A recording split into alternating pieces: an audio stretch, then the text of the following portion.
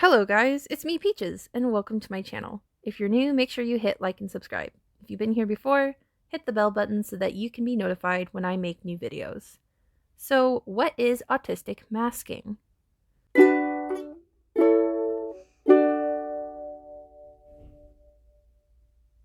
don't know what I'm doing! So last week, I posted a question on my Instagram asking my autistic followers about how masking has an effect on them. And a lot of you guys answered with, like, how you had to rediscover who you were because you masked for so long, or how you felt like you didn't know who you were anymore, and how you had to question whether or not you were actually autistic or you were authentic at all. And some of them also talked about how it made it harder for people to believe them or actually help them when they needed help or assistance with certain things.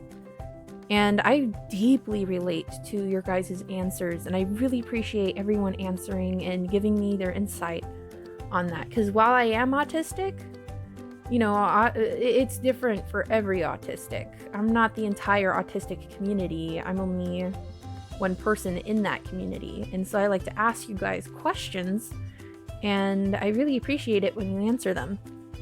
Masking and camouflaging are terms used to describe hiding or minimizing autistic traits to fit in with the neurotypical world. An example would be choosing to suppress stims and forcing oneself to make eye contact. Some autistics can mask really well, while others, even while masking, it's easy to tell they aren't like everyone else. A lot of autistics mask to protect themselves from bullying and discrimination, or to fit in better with allistics and neurotypicals. Allistic means not autistic, and neurotypical means that they aren't under the neurodivergent umbrella. Who is under the neurodivergent umbrella? Anyone who has a different neurotype than the majority. People like those with ADHD, autistics, dyspraxics, and so many others. While masking does have the benefits of helping some autistics to fit in better, it also can have a lot of downsides. Many autistics have to rediscover themselves after years of masking. Masking can also be exhausting, and for some, masking for too long can lead to a meltdown. For autistics who mask really well, they can go without a diagnosis or be diagnosed late, and even after diagnosis, many autistics who mask too well will miss out on services. But it's a complicated thing, because autistics who can't mask or don't mask very well face a lot of other challenges, like being viewed as a forever child or being treated like they are stupid. People also tend to not take many autistics seriously, especially if they don't mask as well as some others do. Some autistics mask so often, it happens almost automatically. Masking can cause some autistics to become depressed, anxious, and even lonely from having to hide so much of their true self.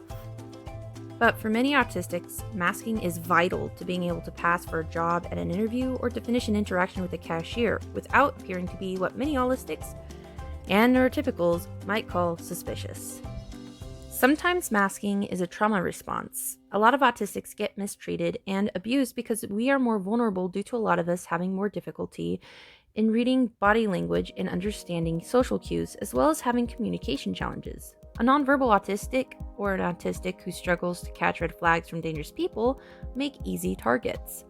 Masking our differences in public can make us less likely to be targeted. I find it unfortunate that many autistics have to mask in order to survive in the world we live in.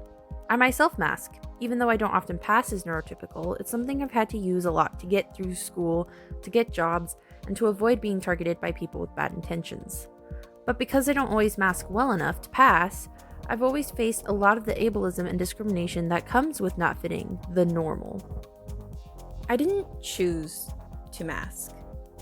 Masking was something that was forced on me.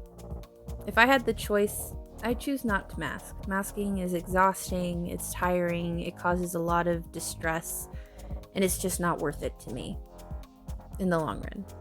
But it's become a necessity. It's become forced on me by the rest of the world in order to protect myself and in order to succeed and survive. And that's really, really sad because that's something I started to do when I was really young, something I started to notice as a child, and something I've been doing for a long time. For some autistics, it goes on for so long that they have a hard time figuring out who they actually are, because after doing it for so long, the lines get blurred. It gets really hard, and it takes a lot of time to unravel that mess. It also creates a lot of doubt, self-doubt. Am I really who I say I am? A lot of bad self-talk as well. It also is very isolating, because when you're hiding that much of yourself, and when you're trying so hard and you're getting so exhausted when you're around people, makes it really hard to want to be around people.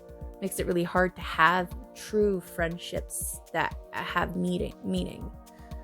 A lot of the time it's just surface level stuff when you are heavily masking to that extent. That's something that a lot of people said in their responses to my question on Instagram, was that they had a hard time finding their true selves, and that it took years for them to find themselves again and get that figured out. And it caused them to have a lot of self-doubt. And we're doing this, the world is pushing this onto young children. It's almost unavoidable for most autistics. I hope that one day we can create spaces where autistics don't feel like they have to mask all the time. I hope one day that employers will have a better understanding and will be willing to hire autistics even though they are different, and that autistics wouldn't have to mask in order to get jobs. I hope that one day autistics and other disabled people will be able to live in a world where it's easier for them to exist. Hey guys, thank you so much for watching my video. Please don't forget to click like and subscribe if you like my content. I post videos every Monday. I also would want to do live streams every other Saturday on Instagram, but this Saturday I won't be doing a live stream because I'm going to be going to my sister's wedding. Thank you so much for watching. I'll see you guys next week.